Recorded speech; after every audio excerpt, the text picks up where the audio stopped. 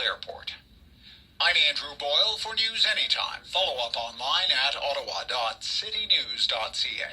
Good, bad, or complicated? There's no news in Ottawa and the Valley he won't talk about.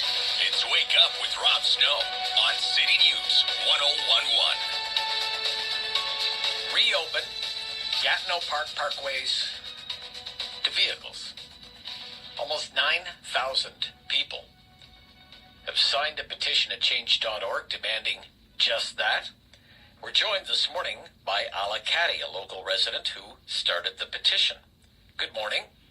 Good morning, Rob. How are you? I'm fine. How are you? I am doing very well. Thank you very much for having me today. Well, it's my pleasure. Why did you start this petition? Well, first of all, I am a resident of Ottawa.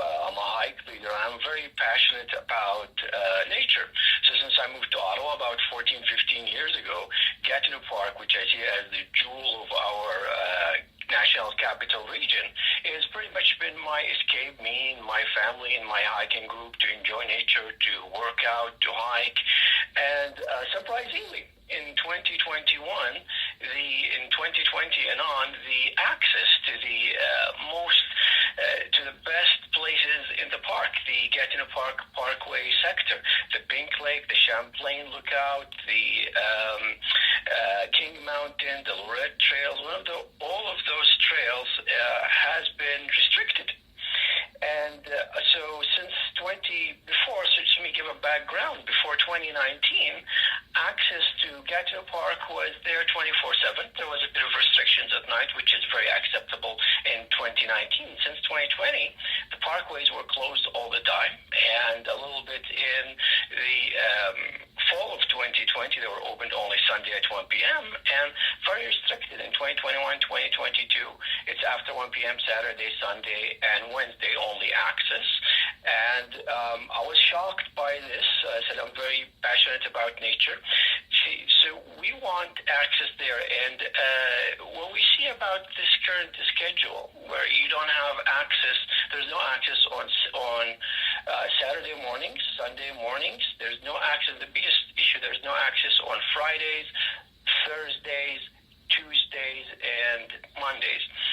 This is discrimination against people with disabilities, families with children, seniors. This is discrimination according to the Canada Human Rights Act of 1977, to the Section 15 of the Constitution Act of 1982, the Accessible Canada Act of 2019. It also discriminates against walkers, hikers, anyone who wants to enjoy nature. It demonstrates attitudes of ableism and ageism in Canada in 2023, which is, in my opinion, very shameful. So we all pay the same taxes. We require the same access. What's happening right now with the closures, that this schedule is not equitable, it's not inclusive, does not respect the needs of the diverse majority of the park user and the Canadian society's accessibility needs. Okay. There is a shuttle service. Why is that, in your opinion, inadequate? Yeah, so one of the issues that the NCC has been replying whenever we bring up the accessibility issue is the shuttle. So the shuttle only started in 2021, and let's speak about the current schedule of the shuttle. The shuttle runs only from May 20th until the end of August, and only on the weekends from 9 a.m. until 5 p.m. So if you work out the numbers according to the spring and summertime, which most people actually wait impatiently to see and enjoy nature in the spring and summer, that works out to about 11%. First thing, the shuttle is not frequent enough during those times, only every 30 minutes, and the shuttle runs only on weekends from 9 to 5. So if the NCC wanted to close access to all those places to motor vehicles, they need to provide a convenient alternate means of transportation prior to that closure.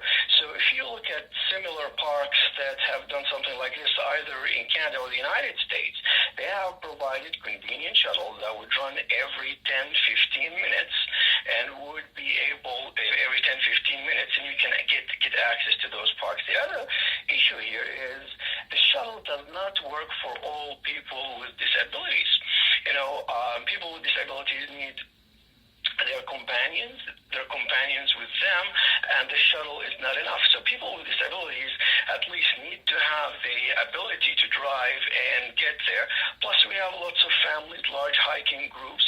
This limited shuttle service is absolutely not a solution to a problem that didn't exist and was caused by this radical approach by the NCC. You outline in your petition how this changes, say, a typical hike in Gatineau Park for places like Pink Lake and the Champlain Lookout, a hike to the Western Cabin and King Mountain.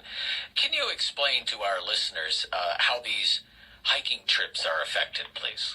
Yes, so these hiking trips are affected greatly. Let's take, for instance, the Pink Lookout, which is the Pink Lake, which is one of the most popular places in the park. So you're able to drive there, enjoy, take the 2.5-kilometer hikes.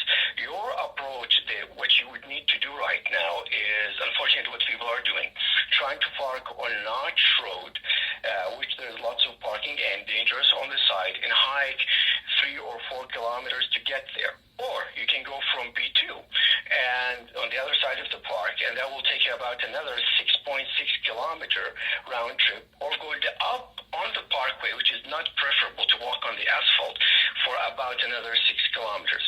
Let's take the Champlain Lookout, which is the access point, not just for the Champlain Lookout, for the Loop, for Western Cabin, for Parks Lookout.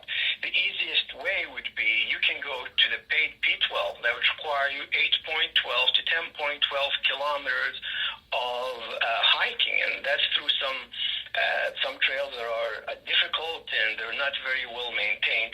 Or if you want, you can park at P3 and you can walk 18 kilometers up the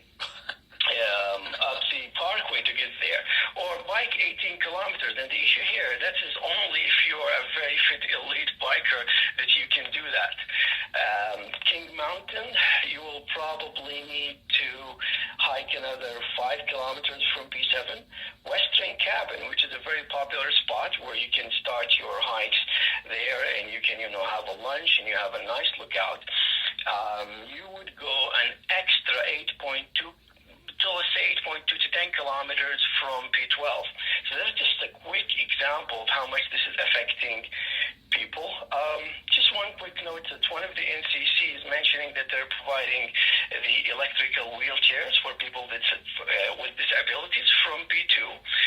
And one of our members has calculated the amount of time that requires you to go on an electrical wheelchair from P2 to the Champlain Lookout. For a round trip, that takes 8.5 hours. So I don't know under what logic you're expecting someone with disability to go alone 8.5 hours to get to the Champlain Lookout.